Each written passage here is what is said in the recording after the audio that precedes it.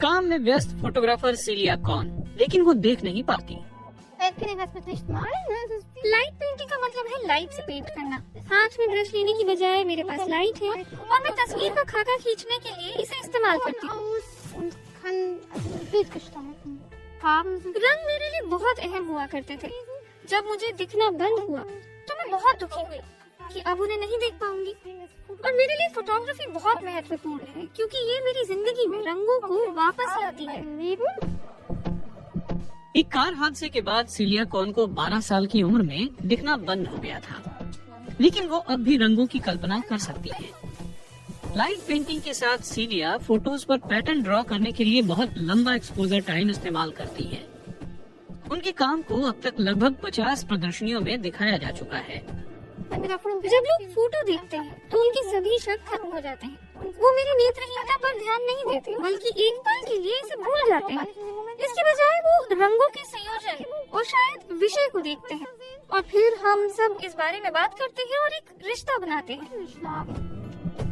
कैमरे की सेटिंग जैसे तकनीकी मामलों में सिलिया कॉन को एक असिस्टेंट की जरूरत पड़ती है, लेकिन कलात्मक फैसले उन्हीं के होते हैं, जैसे कि मॉडल का पोज क्या रहेगा।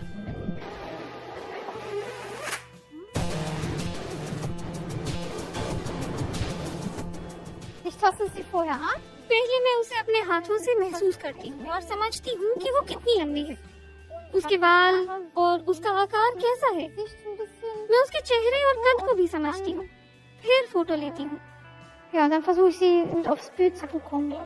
एक असिस्टेंट बेहतरीन फोकस लेने में उनकी मदद करता है। आज असिस्टेंट उनके पति हैं। कंधों के आसपास बैंगनी रंग है, सिर और शरीर के आसपास नीला रंग झलक रहा है, कुछ सफेद भी है। कमाल लग रहा है। लाइट पेंटिंग के अलावा सिलिया कॉन पारंपरिक फोटो भी लेती है, जैसे कि यहाँ शार्लोटेनबर्ग पैलेस के गार्डन में। जब मैं यहाँ आती हूँ तो अपने साथ किसी ऐसे को ले आती हूँ जिसे दिखता है, क्योंकि गार्डन में बाधाएं होती हैं। फिर मैं दूसरे व्यक्ति की आंखें इस्तेमाल करती हूँ जो मुझे बताता है कि फूल कैसा लग रहा है। मैं फूलों को छूती हूँ, पता करती हूँ कि क्या उनसे अच्छा एहसास हो रहा है। लेकिन वो खुद भी तय कर लेती हैं कि किसकी तस्वीर लेनी है।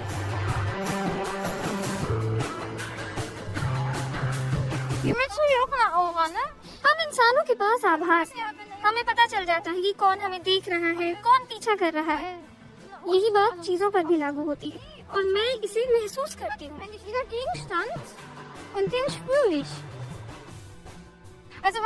कभी कभी मैं सोचती हूँ कि कोई झाड़ी है या फिर किसी के कदमों की आवाज सुनती हूँ तो फोटो ले लेती हूँ, और फिर वो व्यक्ति फोटो में शायद हो ही ना, क्योंकि लोग तब तक तो गुजर जाते हैं। या फिर तस्वीर में कोई पेड़ हो सकता है, रास्ता हो सकता है, और तस्वीर एक पहेली बन जाती है।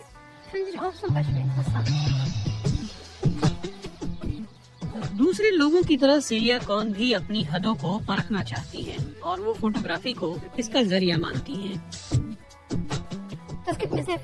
मेरे लिए बहुत ही अच्छा है। ये मुझे खुद को व्यक्त करने के काबिल बनाता है और दुनिया को ये दिखाने के काबिल भी कि मैं फोटो खींच सकती हूँ, भले ही मुझे दिखता ना हो।